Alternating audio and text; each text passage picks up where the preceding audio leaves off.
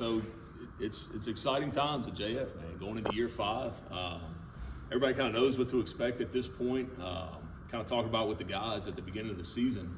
We're at that point with our program where we feel like we've got a really good foundation set. We've had 2 years of some good solid success. Last year, kind of the story was proven that the previous year when we had that 10-win season.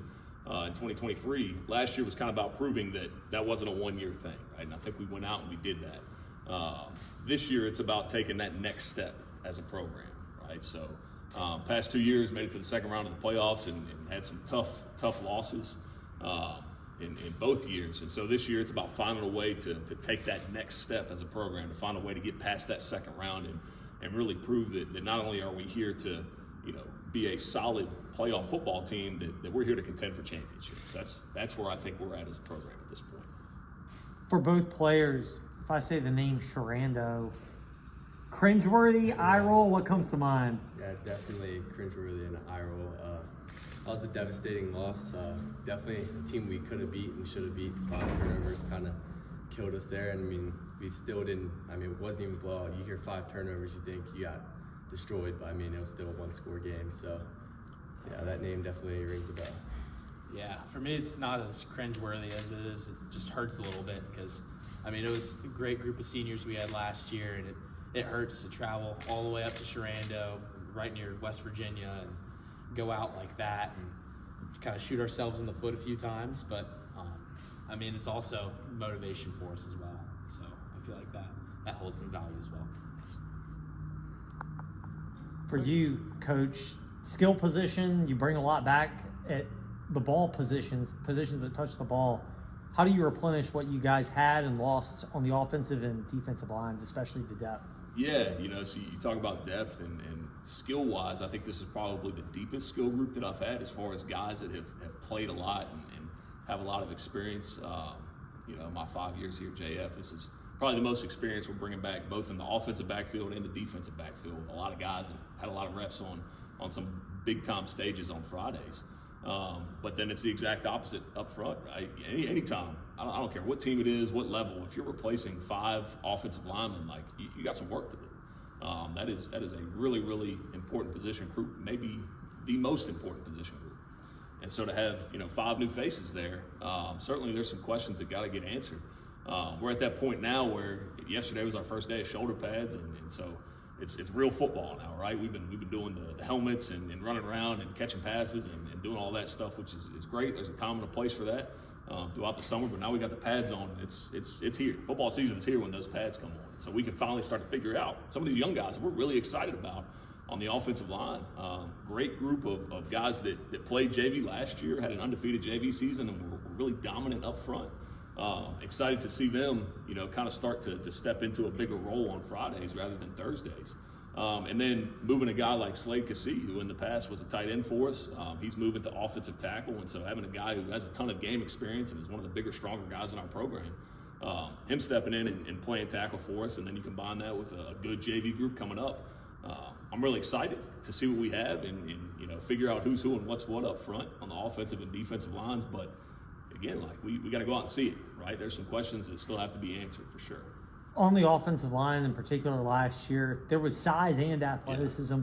Where are you as a program now in terms of those players that you have on the offensive line in particular, having the right size, but also the footwork and the ability to move as the offense demands? Yeah, I mean, you talk about size, and you mentioned that word, and the first guy that comes to mind is Logan Candace, right? I think he's probably as big of a guy as you're going to find in high school football, and so I'm not going to expect any one guy to come in and fill that guy's shoes, a guy who has started a lot of games and was a dominant player for us. But like I said, we've got some young guys coming up. Seth Bell, Chase Spraker. Chase actually played a little bit for us in that Sherando game, so he's got some experience on Fridays. Guys that are coming up that I think certainly not as just big and dominating as maybe a Logan Candace, but guys that are really good technically and athletically that can do maybe some different things than Logan, not necessarily better or worse, but just different, right? And I think that's kind of the cool thing about the offensive line is that kind of sets the tone for your team, right? Last year, we were really able to lean into having big, strong guys up front and being a power football team and just getting after it. And certainly there's going to be an element to us with that this year. But I think with having some guys that are maybe a little bit more athletic, a little bit better blocking in space, that sort of things, there are some things we can do out on the edges that maybe a little bit different than what you saw with us last year. Coach, just to clarify, are you saying that all of the offensive linemen are coming up new except for Slade, all of them new to varsity? Yeah. So, and we have some guys who, played some reps for us last year, but as far as returning, starting offensive linemen, we graduated all 5 last year. And so Slade got a lot of reps for us at tight end last year. We did some 2 tight end stuff with him and Spencer. And so Slade is now bumping to offensive tackle, which is honestly going to be a big plus for us at that position, because you guys know Slade's a heck of a football player. And so to have him on the offensive line and kind of setting the tone from a leadership standpoint, from a physicality standpoint, is going to really do a lot for that group, particularly when you're talking about guys that are coming up from the JV level that we're expecting to get a lot out of those guys. And so to have a guy like Slade that they can look to and say, like, man, that's how it's done, it goes a long, long way for sure. For the players, you've had winning success in football and other sports. How much do you feel like winning is contagious, and winning one place can make winning another place, I don't want to say easier, but we've done it before. Yeah, I mean, it's definitely contagious. Like, at least having the people that have been there and won the games and been in the big moments, that's definitely good from a leadership standpoint, to have those people kind of guide the younger, maybe less experienced players that haven't won those big games or haven't been in those big moments. So I definitely think it is contagious, and it's definitely carried over from other sports, at least for me. Yeah, I have to agree with what he said. I definitely believe winning is contagious. The guys the year before us when we were juniors, they won a lot of games, and I feel like that really carried over to our season. Just having like that high standard of we got to win these games, and like losing, obviously as an athlete, sucks, and nobody really wants to lose. So I think winning is definitely contagious in our program, and it's going to keep building on that. And just to kind of touch on that, I think that's one of the great things about JF is that we got a lot of guys who do a lot of different sports, right? We got guys that are on the football team that are also big-time basketball players. We got guys that are on the football team, these 2, that are also big-time lacrosse players, right? I mean, two all-state selections here in lacrosse. And there is pretty much any sport, there's always going to be carryover between the different ones. And kind of like you mentioned, Bob, like if you're successful and you're winning in one sport, like you start to kind of carry that confidence to where it bleeds over into everything. And I think that's the thing that we have going the most for us as a school is regardless of whatever season it is, whatever program it is, like when we go out on the field or the court, we expect to produce at a high level. And that carries over across all the athletes, across all the sports. How have other sports made you a better football player, starting with Spencer?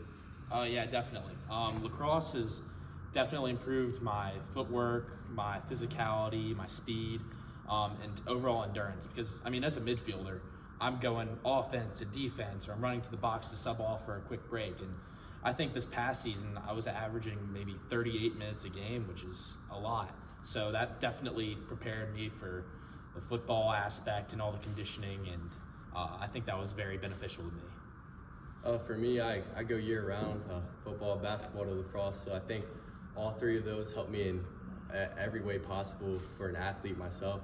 For football season, I go in, and then I go into basketball season, stay in condition. I think away from the physical side of things, mentally, I think being with teammates all year round that play other sports with you, that helps the team chemistry and team bonding, and just being able to be with your boys, win games, and do that in all 3 sports is just awesome. I think it helps me a lot. Coach, who are some of the skill players that you can highlight really quickly?